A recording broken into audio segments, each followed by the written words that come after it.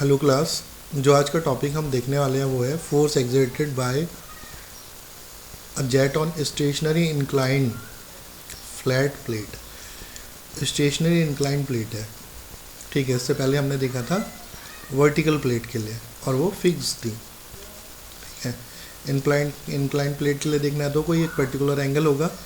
Late से this plate is inclined at theta degree. Let a jet of water coming out from the nozzle strikes an inclined flat plane as shown in figure like this. Here b velocity of jet in the direction of x. जो b ये velocity है ये x direction में दिखाई है, ठीक है।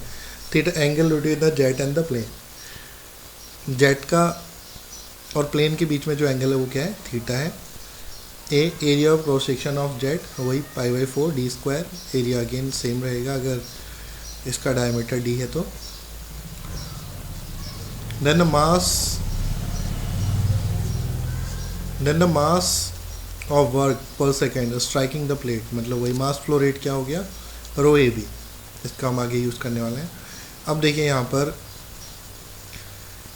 अगर ये v डायरेक्शन में अगर कोई जेट फ्लो कर रहा है जिसका डायरेक्शन है f, इस डायरेक्शन में इसकी वेलोसिटी है b। इसके अगर नॉर्मल देखें तो b का कंपोनेंट क्या आएगा, v साइन थीटा। ये कंपोनेंट क्या आ जाएगा, v कॉस थीटा। अब यहीं से अगर फोर्स की बात की जाए, ठीक है, तो x डायरेक्शन में क्या चले जाएगा, इसका कंपोनेंट चले जाएगा। अभी देखते हैं आगे।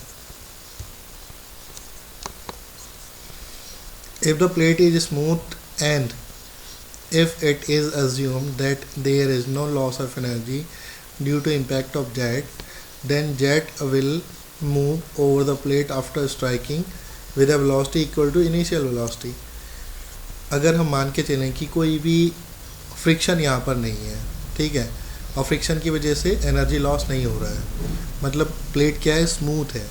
अगर हम ऐसा कोई केस मानते हैं कि प्लेट स्मूथ है और एनर्जी का कोई लॉस नहीं हो रहा है, तब क्या होगा, with a velocity of v, let us find force exerted by jet on the plate in the direction normal to the plate, ठीक है। हम प्लेट के डायरेक्शन में, इस डायरेक्शन में फोर्स अगर कैलकुलेट करते हैं तो उसको Fx बोलेंगे, बट प्लेट के नॉर्मल में जो फोर्स है उसको क्या बोलेंगे, Fn बोलेंगे, ठीक है।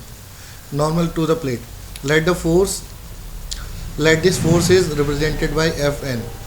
अगर इस फोर्स को हम Fn से, नॉर्मल फोर्स को अगर हम Fn से रिप्रेजेंट करते हैं तो क्या होगा इसका formula, mass of jet striking पर सेकेंड, ठीक है, वही ρAB multiplied by initial velocity of the jet before striking the in the direction of n minus final velocity of jet after striking the in the direction of n. तो initial velocity तो हमको पता है, initial velocity इस direction में क्या होगी, v sine theta होगी, बट फाइनल वेलोसिटी क्या हो जाएगी, यहाँ पर जीरो हो जाएगी, ठीक है।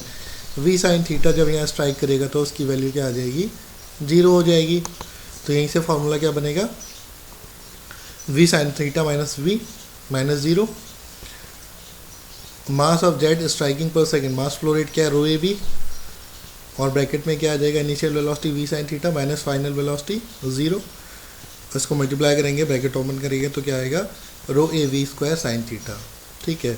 यहाँ पर कोई एंगल थीटा है, तो जो हमने पहले फार्मूला पढ़ा है वर्टिकल प्लेट के लिए उसमें इसमें क्या डिफरेंस है, यहाँ पर एक साइन थीटा का टर्म आ जाएगा और theta is the angle between the plate and jet. This force can be resolved into two component. अब इसको हम दो कंपोनेंट में देख लेते हैं इसी को। एक कंपोनेंट क्या होगा एक्स डायरेक्शन में और दूसरा कंपोनेंट क्या होगा वाई डायरेक्शन में। अब देखते हैं एक्स डायरेक्शन में क्या आता है। This force can be resolved into two components, one in the direction of jet and other perpendicular to the direction of flow.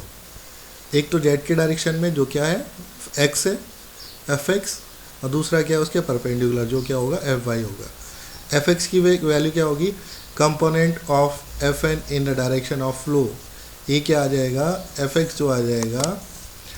अब यहाँ Fx क्या हो जाएगा, Fn cos 90 minus theta, Fn cos 90 minus theta, ठीक है, और cos 90 minus theta क्या होता है, साइन थीटा। अब इस फॉर्मूले में Fn साइन थीटा मैं अगर एफ एन की वैल्यू यहाँ से पुट की कर दी जाए इक्वेशन नंबर 17.2 से, तो क्या आएगा, rho A v square into sine theta. Finally formula क्या हो जाएगा, rho A v square sine square theta. X direction में ये फार्मूला आ गया, ठीक है। अगर हम बाई डायरेक्शन में देखते हैं तो क्या होगा, इस बार क्या होगा, F n sine 90 minus theta हो जाएगा, ठीक। और साइन 90 माइनस थीटा क्या होता है आपको पता है, कॉस थीटा होता है।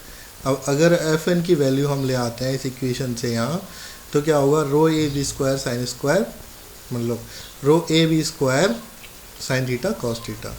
ये कौन सा कंपोनेंट होगा, वाई डायरेक्शन में जो भी कंपोनेंट होगा, ठीक है।